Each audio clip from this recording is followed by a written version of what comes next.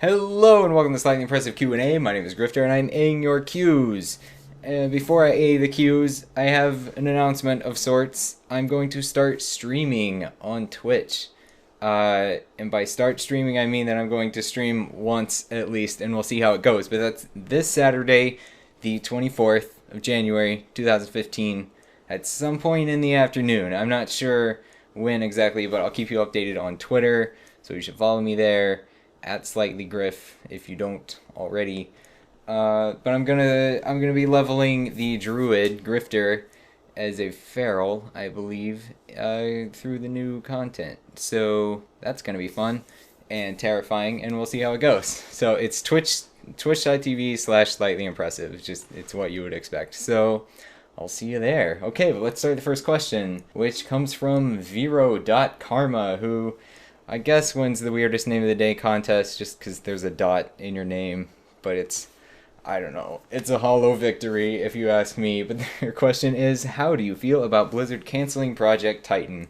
Okay, so this question was actually asked before Overwatch was announced. It was before BlizzCon, but I thought it would be interesting to talk about it because at the time I thought it was kind of disappointing. It was like, everybody was kind of trying to put this positive spin on it, like, well, it's so great that Blizzard, they noticed it wasn't working and they just decided to scrap it. It's great that a company like them, that they're strong enough to do that and not take a big hit from it or anything. And that's all true, but it was like they were teasing us with this, kind of like they were trying not to tease us with this, but they just, like, of course, any little tidbit of information, like, people are going to go crazy about it for years. Like, it was going on forever, and we just never knew what was going on. And there was the whole thing about how they scrapped it and started over, and then they announced that it was canceled. So that was, it was supposed to be an MMO. We had a pretty good idea that it was going to be a sci-fi type thing, possibly a shooter. But then they were like, nope, it's not happening. And everybody was sad. Or I was sad. Everybody was pretending not to be sad. But then Overwatch happened. So, yeah, I feel pretty great about them canceling Titan because I think this is going to work out better than an MMO. Like, that would have been cool to kind of have this sci-fi FPS MMO maybe. But also, I think they started to notice that MMOs aren't doing as well. Like, MMORPGs in particular aren't doing as well as they used to. It's pretty much just WoW that's doing super well now. And everything else just kind of, they take a long time to make. They take a lot of money, and it's a really big deal. And they don't, if they don't become kind of a wild success, it's maybe not the best thing for a company to do. So, but anyway, my point there was that Overwatch, I think, will be more fun. It's just like a casual thing you just jump into, you just play a few matches when you feel like it, and I think it will go on longer than if they had tried to make a new MMO to replace WoW. I think, and also, like, they don't want to replace WoW right now. Like, WoW's doing well, they want to keep it going, so I think it worked out good. I think they made the right decision there, and I think it's great. So, next question comes from Joshua Colpron, who says, capital why in the world do you play Ally? Question mark, question mark. Okay, so this was asked kind of a long time ago, and it seems a bit frantic. So I hope you haven't been on edge this whole time. But, I mean, the short answer is the races are prettier and the cities are prettier. But I have more to add to that now that we have garrisons. The garrisons are prettier. Like, not just a little bit either. It's like, you go to the Alliance garrison, it's like, oh, this is a nice, peaceful, happy, serene little neighborhood in the countryside where you can just, like, go and relax. Like, there's lush lawns and trees and singing birds and stars in the sky, and it's just all very nice to come home to after a long day of, I don't, like, queuing for stuff. I guess you don't really leave ever, but it's a nice place to live forever. And then you go to the Horde garrison, and it's like, oh, here's this rocky hole in the ground. You got some snow and some rocks.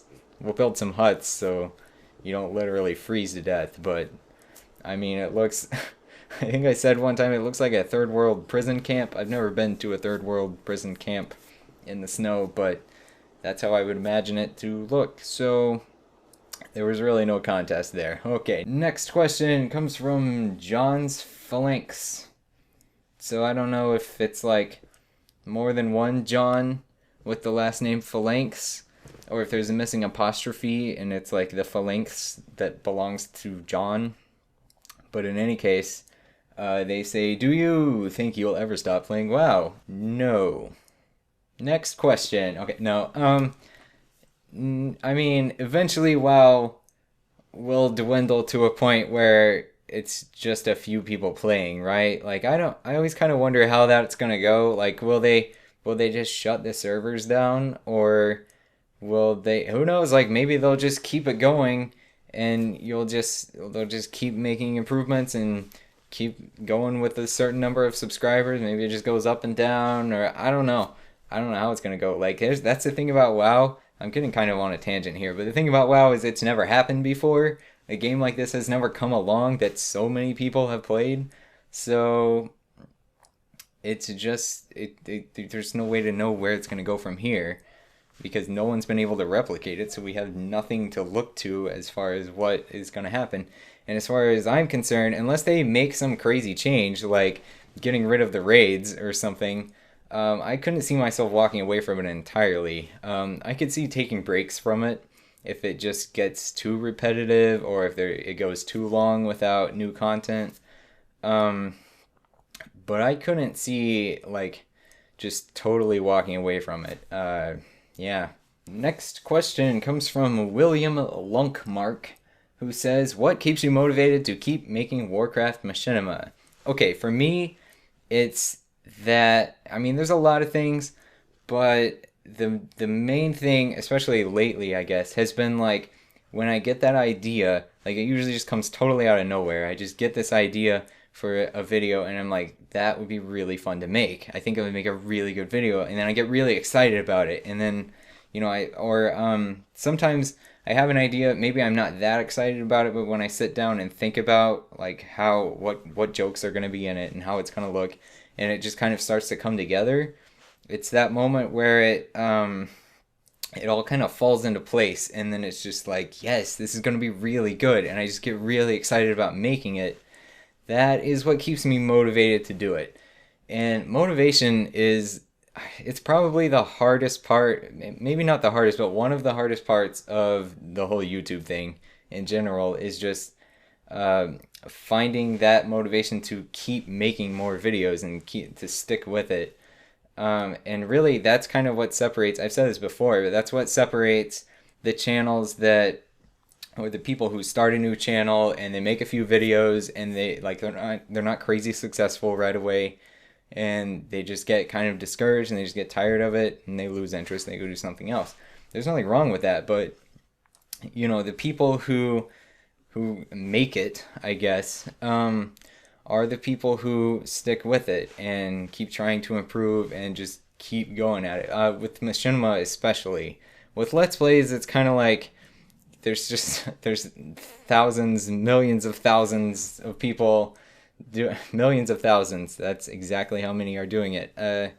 People doing Let's Plays, they're just churning out Let's Play after Let's Play, just week after week, month after month, and not getting any views. At that point, it's like, sticking with it, maybe you're just kind of wasting your time. Unless you're having fun with it, then do what you want. But with machinima, it's something that takes a while to build, and it's the biggest thing is because it has so much time that you have to put into it, that staying motivated to keep doing it when you're not seeing results at first is, I think, the biggest, hardest thing. And for me, I just have to find those things, like that feeling of getting really excited about making a video, or watching comments come in, people saying like how much they liked it, or I also really like when I see the finished product after I've kind of got everything done and I watch it through and I'm like,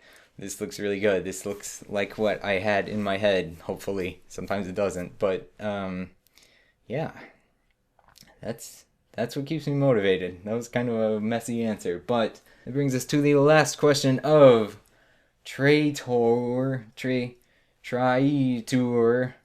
who says, have you ever wondered if blue? No.